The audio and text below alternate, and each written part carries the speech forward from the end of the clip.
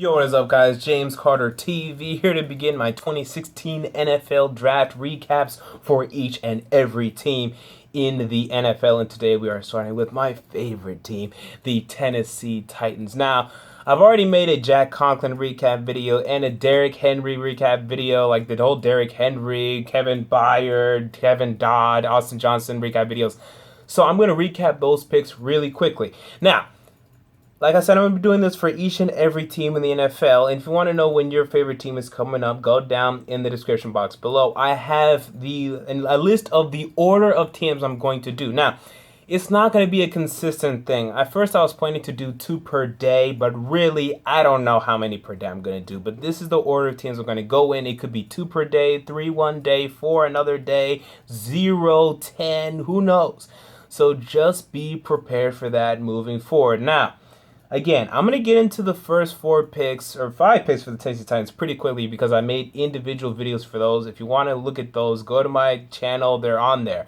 Jack Conklin. Let's start with this one. All right, so I don't love it. I've said this again and again and again. Jack Conklin is not a top 8 prospect in this draft. He's not a prospect worth moving up to get, especially giving up a 2017 second-round pick in a draft, the 2017 draft, that looks freaking stacked, especially when we're still probably going to need to fill some spots on this roster. Some spots are going to open up next season, and we're going to need more picks. And again, you're trading away a 2017 second for Jack Conklin. You better be a hell of a right tackle. And I agree, we have a huge need at right tackle, but I don't think Jack Conklin was worth it. I only had Jack Conklin ranked about 21st on my board. So the fact that we moved up to number 8 for this guy, I don't love it. I give it a B-. Kevin Dodd out of Clemson goes 33rd overall to the Tennessee Titans. Again, I don't love it. I like the fact that they went pass rusher, but I think they went pass rusher too quick. I think they should have went pass rusher in the 3rd round with one of those 3rd round picks before they traded one of them in the Jack Conklin trade, because I don't think it's as big of a need as cornerback, wide receiver, nose tackle, which they did take later on, but I thought this one should have took less precedence. Now, I'm going to let this one slide more than I did the Jack Conklin one because, unlike Jack Conklin, I am of the belief that Kevin Dodd is of good value here. At 33rd, he is of good value. So that's what saved the pick to me. I give it a B. I gave Jack Conklin a B-. Probably should have been a C+, honestly, for Jack Conklin. You know, no, we're changing it to a C+ for Jack Conklin. I'm sorry, I really don't like the pick. But for Kevin Dodd, because he's of value, I'll give it a B. All right, for Austin Johnson out of Penn State, love this pick. And I know a lot of Tennessee Titans fans do not like this pick, mainly because they don't know who Austin Johnson is. Let me educate you. We're talking about a 6'4", 320-pound nose tackle that absolutely penetrates offensive lines. This guy finds the ball carrier, whether it be a quarterback, running back, whatever. Significant amount of tackles for loss. He had 7.5 sacks in 2015 as well. This guy is an absolute stud. He is going to be the nose tackle for the Tennessee Titans for years to come. I will be shocked if he's not the starter by week 4. This guy's an absolute star in the making. Maybe not star, but a really good player for this football team. Really long-term starter for this football team, and that's what we need at the nose tackle position because I don't trust Al Woods to carry that position much longer. Love the Austin Johnson pick. It gets an A+ from me. We move on to Derrick Henry out of Alabama. I give it a B-. Again, not a great pick. It is of value. So like the Kevin Dodd, again, I probably wouldn't have drafted a running back till the 6th round. I didn't think it was a big need. I agree that behind DeMarco Murray, we have nothing. Antonio Andrews sucks. David Cobb sucks. Bishop Sankey sucks. And Dexter McCluster suck. You know, they all suck. Fine.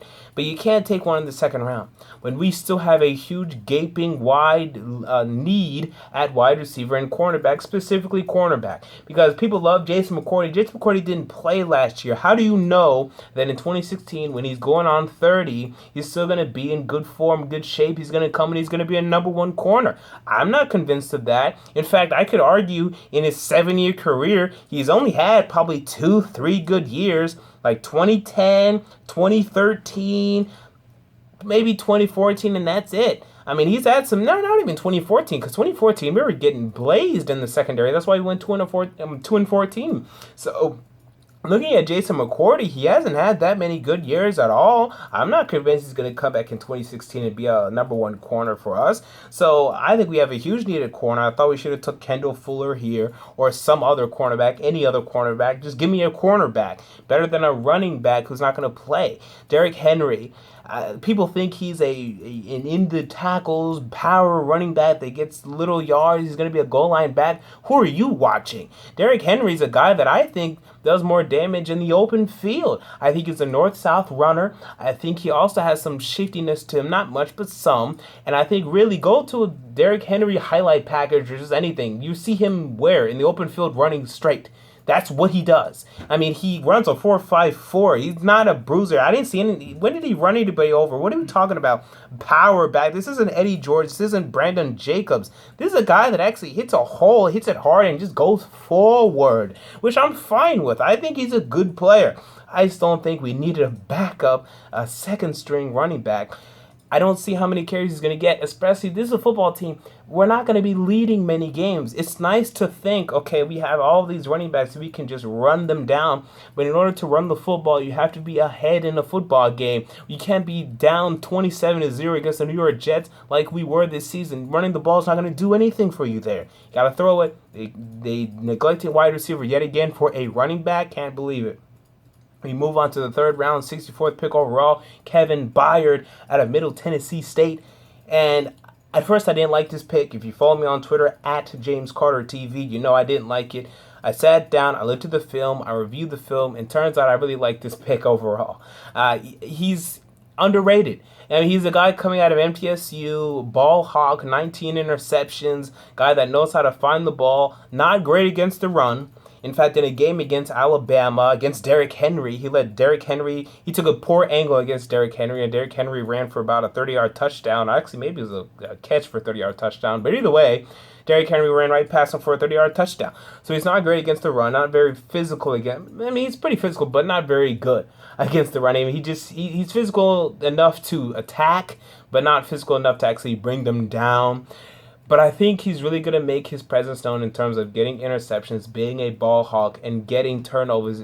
Getting turnover is something that this team really struggles with. I give it a B, though, because I still think it was a little bit of a reach, but I'm starting to like this pick more and more.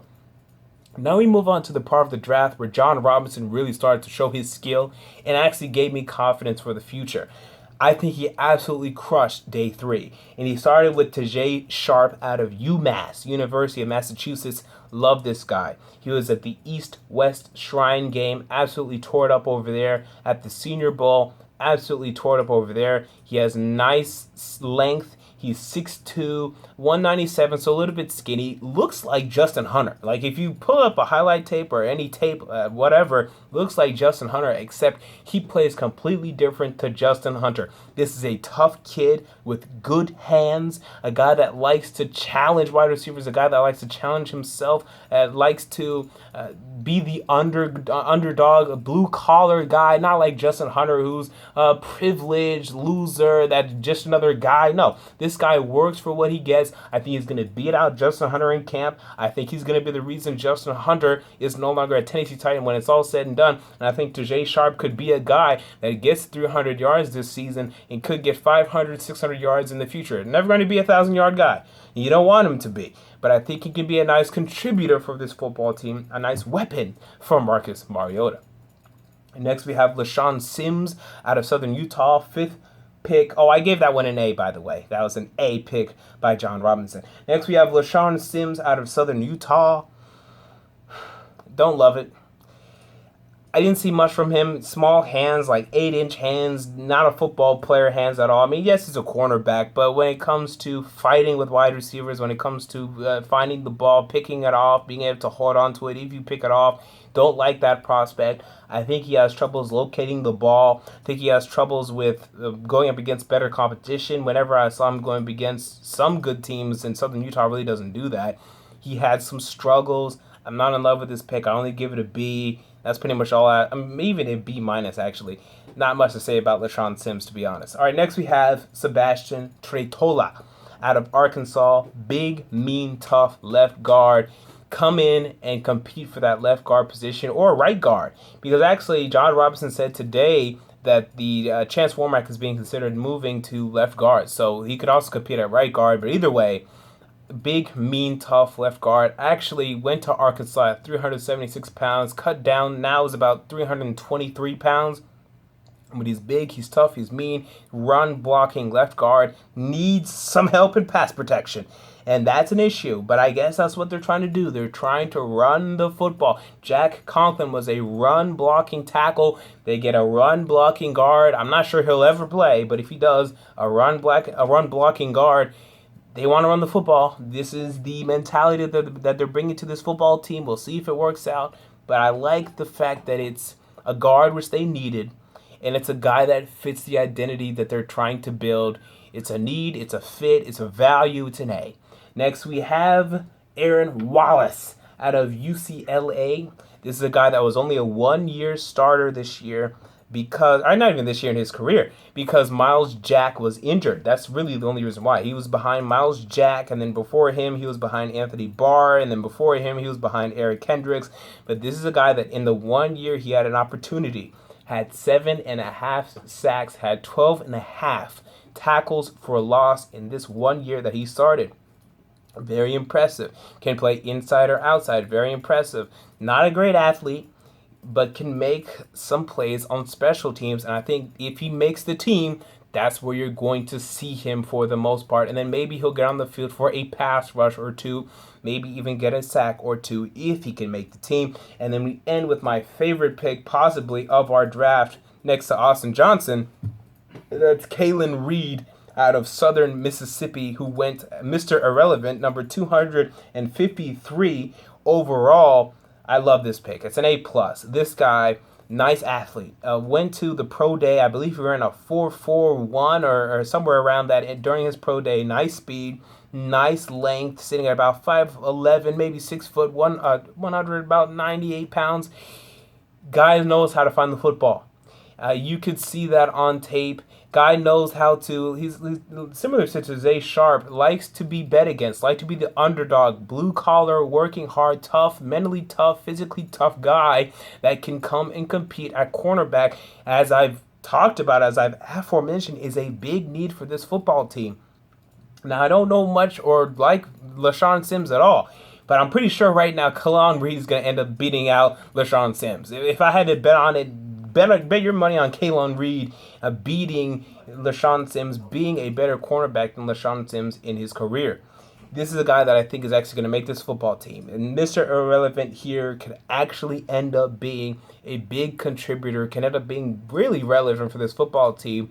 And if Parrish Cox sucks, which is a very possible thing, if Jason McCourty isn't very good, which is very possible as well, I could see Kalan Reed ending up taking a starting position by the end of this year. I really could, assuming he can make the team. Now, maybe he has some injury issues because I'm not really sure why he fell down this far. He was projected to be a fourth-round pick, so that was pretty weird to me. But, man, this is a really good pick by John Robinson. And, again, I think he absolutely killed day 3. And I forgot to mention Aaron Wallace. That grade, for me, was a B+. So when you look at the overall grade, round 1, 2, and 3, whatever, they're weighted much heavier than the lower rounds, right? So I concocted a whole grading system for this, where round 1 is worth 16 points, round 2 is worth 10 points, etc. You don't need to know the details. The point is this: the overall GPA for the Tennessee Titans is a 3.14, which is a B. It's a nice draft. I believe what's going to make the difference here is if Jack Conklin can be a great right tackle, he's going to need to be to justify moving up to number 1 or number 8 to take him. I think that's probably not going to be the case. Can any of these late round guys end up being starters? And I think that's very possible. I think that's going to save the draft in my eyes years to come. But for now, because it's unlikely that's the case, it's only a B. It's an okay draft. Is it good? I mean, it's nice to say it's good, but everyone thinks their draft classes are good. Is it average? I think it's a below average draft. I mean, I'm not sure if I can say that we had a top 15 draft in the NFL today. And I think I can tell you 15, 16, 17 teams that had a better draft than we did. Not crazy below average, but I think it's probably like 18th. Probably when I go through each and every single team, which I'm going to do, I'm going to concoct all the GPAs, I'm going to rank them all, and then, you guys can look at that, but it's probably going to rest around somewhere around there. And obviously, we have to see where things go from here. But I think there are some nice stepping stones here. I'm excited, though, for the future. 2017 first round, that's going to be where we get our big stars. I'm talking Juju Smith out of USC. I want him. Wide receiver. Ooh, this guy's going to be a great wide receiver, and hopefully we can get him. And I think cornerback will still be a need. I'm looking at Jalen Tabor out of Florida. I'm looking at Jordan Lewis out of Michigan. I'm looking at Desmond King out of Iowa. I'm looking at Adoree Jackson at USC. And I think, man, if we can get a wide receiver and a cornerback in 2017, then we could really be onto something. But until then, there are some nice pieces here, but not enough to save this team from probably being a 6 or 7 win team in 2016. Until next time, James Carter TV, and I'm out. Peace.